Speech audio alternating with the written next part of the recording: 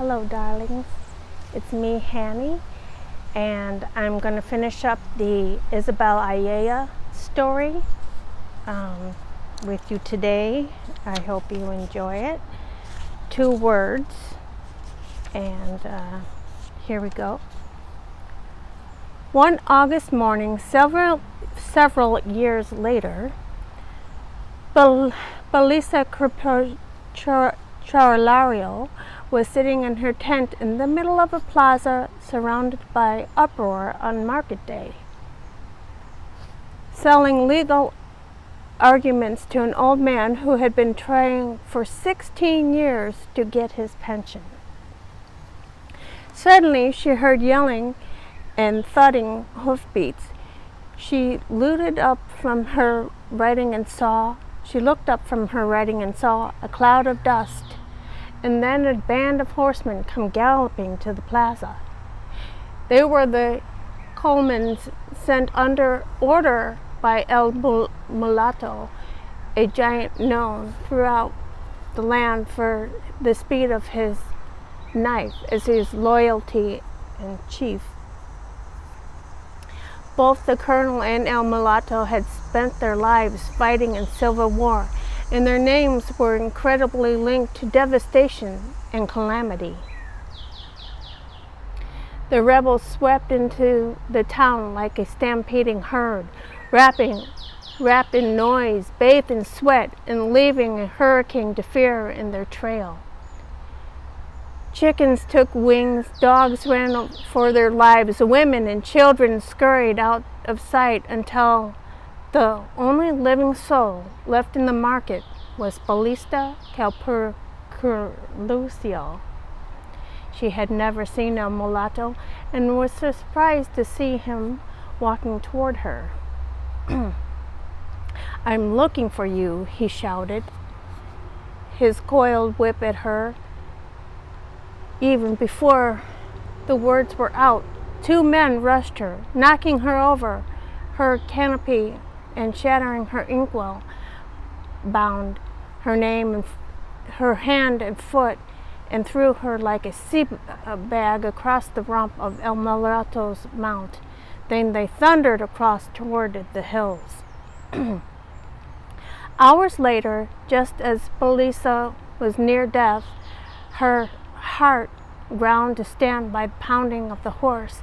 They stopped, and 4 strong hands set her down.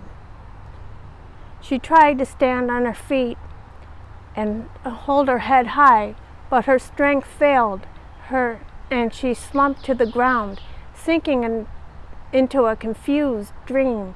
She awakened several hours later to the murmur of night in the camp.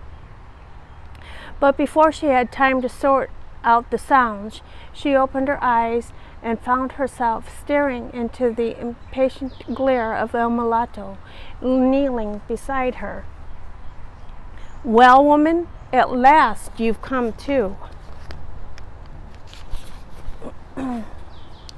To speed her to her senses, he tipped his canteen and offered a sip of liquor laced with gunpowder. She demanded to know the reason for such rough treatment, and El Mulatto explained that the colonel needed her services.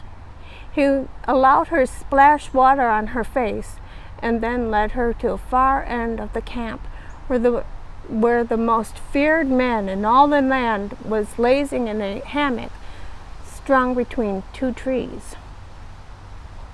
She could not see his face because he lay in the deceptive shadow of the leaves and in the indelible shadow of his years as a bandit. But she imagined from the way the gigantic aide addressed him with such humility that he must have a very menacing expression. She was surprised by the colonel's voice, as soft and well modulated as Professor. "Are you the woman who sells words?" he asked. "At your service," she stammered, peering into the dark and trying to see him better. The colonel stood up and turned straight toward her. She saw dark skin and eyes of a furious puma, and she knew immediately she was standing before the loneliest man in the world. "I want to be president," he announced. The colonel was weary of riding across the God-forsaken land, waging useless wars of suffering defeats that no subterfuge could transform into victories. For years he'd been sleeping in the open air, bitten by mosquitoes, eating iguanas and snake soup, but those minor inconveniences were not why he wanted to change his destiny. What truly troubled him was the terror that he saw in people's eyes. He longed to ride into a town beneath the triumphal arch with bright flags, flowers everywhere. He wanted to be cheered and to be given newly laid eggs and freshly baked bread. Men fled at the sight of him. Children trembled and women miscarried from fright. He had had enough, and he had decided to become president. El Mulatto had suggested that he would ride to the capital, gallop to the palace, and take over the government the way they had taken so many other things without anyone's permission. The colonel, however, did not want to be just another tyrant. There he had been enough of those before him, and besides, if he had that, he would never win people's hearts.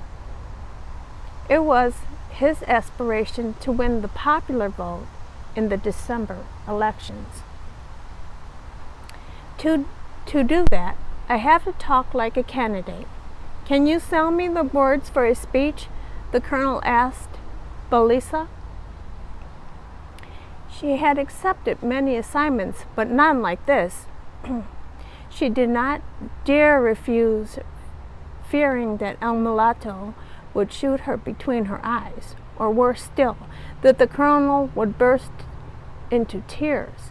She had more to it than that. However, she felt the urge to help him because she felt a throbbing warmth beneath her skin, a powerful desire to touch a man, to fondle him, to clasp him in her arms. All night and good part of the following day, Belisa searched for repertory for her words adequate for a presidential speech. Closely watched El Mulatto, who could not take his eyes from her firm, wondrous legs and virginal breasts.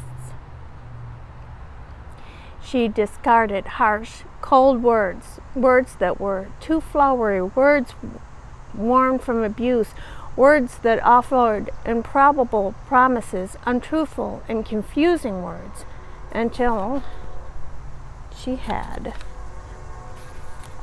let where the words sure to touch the minds of men and women into women's intuition. Calling upon the knowledge she heard purchased from the priest of 20 pesos, she wrote the speech on a sheet of paper and then signed El Mulatto to untie the rope that bound her ankles to a tree. He led her once more to the colonel, and again she felt throbbing anxiety that had seized her when she first saw him. She handed him the paper and waited while he looked at it, holding it gingerly between thumbs and his fingertips. "What the shit does this say?" he asked finally. "Don't you know how to read?" "War's what I know," he replied. She read the speech aloud. She read it 3 times so her client could engrave it in his memory.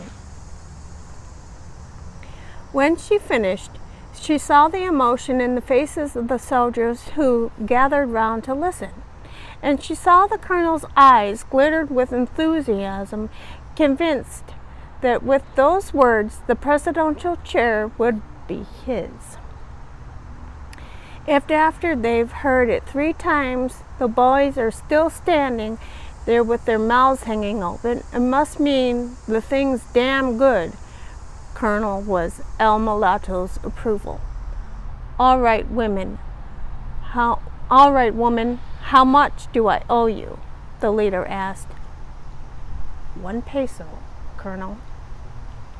That's not much, he said, opening the pouch he wore as his belt heavy with proceeds from a last foray. The peso entitles you to a bonus. I'm going to give you 2 secret words, said Belisa. What for? She explained that for every 50 centavos a client paid, she gave him the gift of a word for the exclusive use. The colonel shrugged. He had no interest at all in her offer, but he did not want to be impolite to someone who had served him so well. She walked slowly to the leather stool where she was sitting and bent down to give him her gift. This man smelled the scent of a mountain cat issuing from the woman, a fiery heat radiating from her hips.